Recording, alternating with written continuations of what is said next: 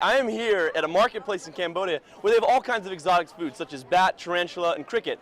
And you know, after looking at all three of those, I think I'm going to go with the tarantula. And I'm actually here at the Richard Nixon Library in Yorba Linda, where you can see 16 tons of metal from the World Trade Center, as well as a ladder truck that was involved directly with the tragedy. Thanks, fellows. Well, let's get to a quick weather update here on campus. Good news, today it's going to be sunny with the highs in the high 60s and the lows in the high 40s. What you're seeing here next to me is definitely not uncommon here at California State University Fullerton. According to the Director of Parking and Transportation Services, they sold double the amount of permits than parking spaces available. Well, the end of the semester is finally here and vacation is on every student's mind. But there is just one hurdle left for students: finals. Well, speaking of hot temperatures, Ashley Ritchie has the inside scoop for us. How's it look out there, Ashley? Dr. Conrad Murray is being tried for involuntary manslaughter in the death of Michael Jackson. It's been 2 months since the death of Kelly Thomas, yet protesters continue to rally in the streets. Here's Jose Chamu Santana with the story. Like many of the Cambodian natives, Kim Chanda heard about the free medical and dental mission put on by the Cambodian Health Professionals Association of America through a radio broadcast that had aired for a few months. 1 year ago, the pain in her upper molar started. She noticed massive headaches and major jaw irritation. Today is a good day for Kim because she will have a long-awaited and long-needed tooth extraction. She feels happy because she have to remove her teeth. It's no pain. Challenges such as malnutrition, poverty, and severe health problems tend to force dental care to the bottom of many Cambodians' priority lists. The primary concern is the survival. For example, in a study of 50 people, only 5 have been to the dentist in the last year, 17 in the last 5 years, 15 in the last 10 years, and the last time 13 of them saw a dentist was over 15 years ago. None had ever flossed. Yeah, the reason I come here, I just want to come and help all these Cambodian children and the people here who have no access to basic dental care.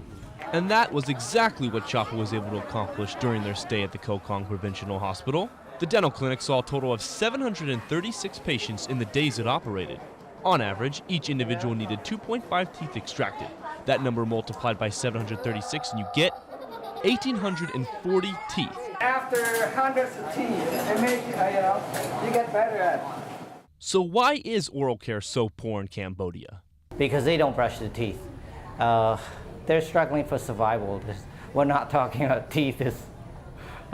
Clean teeth is not that important.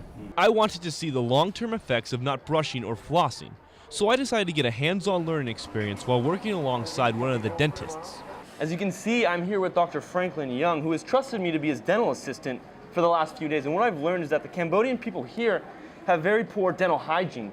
And the problem is they don't have access to real dental care because they live in a lot of remote areas. So they're not informed about how to properly take care of their teeth, like brushing and flossing and having good diet, as well as having yearly checkups like we have in the United States.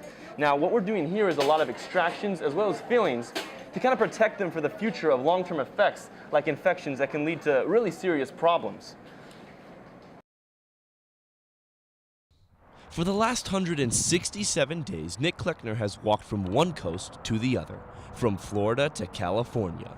In April, the 26-year-old man from Northern California embarked on the journey of a lifetime, leaving behind his job, friends, and family.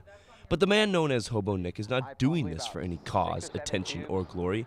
To him, it's an inner challenge. I sort of needed to get away and have an outlet to, I guess, do a little bit of soul searching and sort of find out what's more important in life. Kleckner left the Sunshine State without any food, water, or money in his pocket. He only took an iPod Touch and a prepaid broadband card to keep in contact with his family and update his blog for people to track his progress. Gene Houston is one of many who heard of Kleckner's story and started following him on Twitter. Once they were able to communicate with one another, Gene was in awe of what he learned. That was awesome. And then he experienced all the good things from giving, excess. He had more than he needed because he was giving, and that's a powerful thing. A sandwich here, something to drink there, or a few bucks. Nick would take only what he needed from strangers to survive, then give the rest away.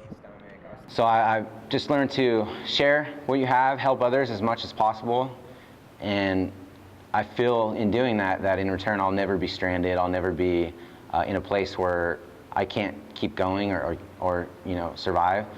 5 pairs of shoes and 3 stroller tires later, through scorching hot temperatures and pouring rain, Hobo Nick has found that there is more good in people than he ever imagined. Nick Kleckner has lived by one motto over the last 167 days, and that is to give more than you receive. Now it's gotten to this point in his journey and will get him to Huntington Beach on Saturday, where hundreds of people will be there to welcome him to the West Coast. In Anaheim, I'm Joseph McHale, CBS 2 News. The 3rd Annual Anatolian Cultures and Food Festival, which was sponsored by the Pacifica Institute, took place over the weekend. As people entered the Orange County Fairgrounds, their world was immediately transformed. There are many sights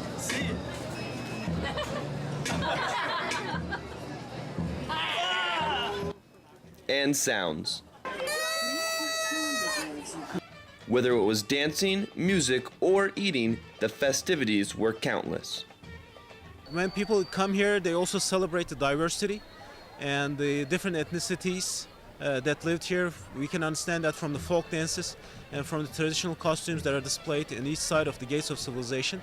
Just seeing these historical places, it's like going to Turkey without a jet lag, as Charles Perry from LA Times staff writer put it. And finding a favorite at the festival was far from easy. I did my best to find out what people enjoyed the most. Oh, I don't know, the craft. The craftsmanship of these people is amazing, some of the stuff they make. Well, I like the history of the region that we saw on our way in. Well, I don't know about the students, but I sure like it. I wish I had paid more attention back when I was in school. This is great. Food. What kind of food? It was a sandwich with lamb in it. It's very good. It tastes like a good sandwich. What Usain here behind me is actually cutting is the piece of meat that actually goes into what is known as the doner kebab, which is the most popular and traditional dish in Turkey, and it tastes so good.